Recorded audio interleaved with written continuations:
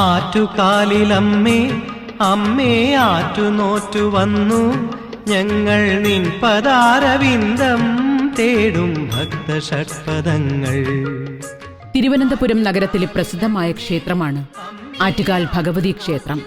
കേവലം ഒരു ചെറിയ ആരാധനാസ്ഥാനം എന്നതിൽ നിന്ന് വികാസം പ്രാപിച്ച് ലോകശ്രദ്ധ പിടിച്ചുപറ്റുമാറ് ഗിന്നസ് റെക്കോർഡിൽ ഇടം നേടിയ മഹോത്സവമാണ് ആറ്റുകാൽ പൊങ്കാല. ഏറ്റവും കൂടുതൽ സ്ത്രീകൾ പങ്കെടുക്കുന്ന ലോകത്തിലെ ഏറ്റവും വലിയ ഉത്സവമാണിത്. ആറ്റുകാലധിവാസിനി തൻ തിരുനടയിലൊരായിരവർണ്ണം. പൊങ്കാലയ്ക്ക് കിട്ടിയ അതിപ്രാധാന്യം കൊണ്ട് പൊങ്കാല മഹോത്സവം എന്ന് വിശേഷിപ്പിക്കപ്പെടുമ്പോഴും അത് ഈ മഹോത്സവത്തിന്റെ ഒരു ചടങ്ങ് മാത്രമാണ് എന്ന് നാം വിസ്മരിച്ചുകൂടാ.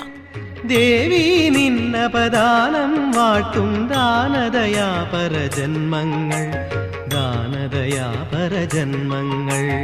ആറ്റുകാൽ ഉത്സവത്തിന്റെ ആരംഭ ചടങ്ങ് കുംഭമാസത്തിലെ കാർത്തിക നാളിൽ കൊടുങ്ങല്ലൂരിൽ നിന്നും ആവാഹിച്ചു വരുത്തുന്ന ദേവീ ചൈതന്യത്തെ കാപ്പുകെട്ടി കുടിയിരുത്തുന്നതോടെയാണ് ഉത്സവം ആരംഭിക്കുന്നത്.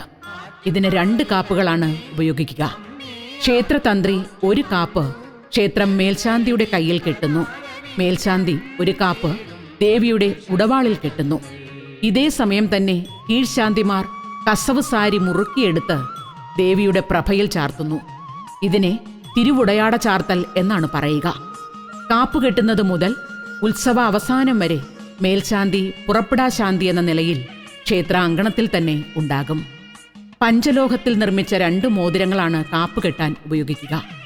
ഇതിനെ പച്ചമഞ്ഞൾ ചേർത്ത് കെട്ടുന്നു. പുറത്തിനാര് പിരിച്ചാണ് കാപ്പ് കെട്ടാനുള്ള ചരട് നിർമ്മിക്കുക. കാപ്പ് കെട്ടലോടെ പുറത്തെ പച്ചപ്പന്തലിൽ തോറ്റംപാട്ട് ആരംഭിക്കുന്നു. അങ്ങനെ സർവമംഗള മംഗല്യയായ ദേവിയുടെ മഹോത്സവത്തിന് നാന്ദി കുറിക്കപ്പെടുന്നു.